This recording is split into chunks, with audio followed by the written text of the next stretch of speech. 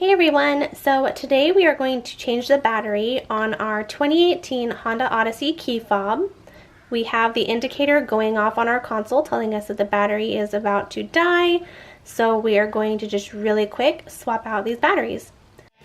DIY with Chris, giving you the tools to do it yourself. Today on DIY with Chris.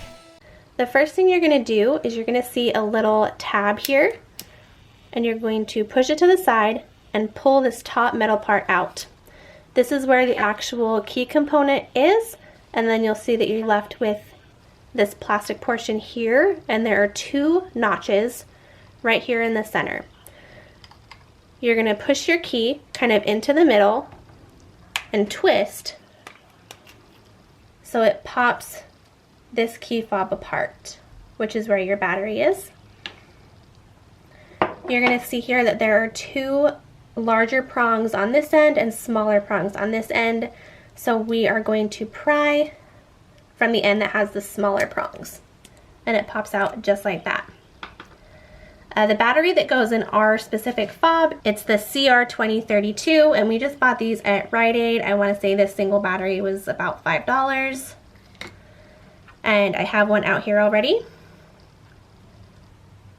And you're just going to slip it into the larger notches and push down. So now your battery's in. Snap your fob back together. It can be a little harder to get this snapped back.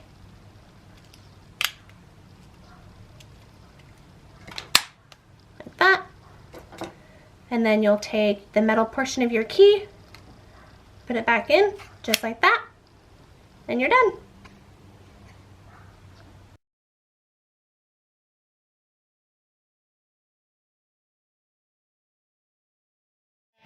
DIY with Chris, giving you the tools to do it yourself. Today on DIY with Chris.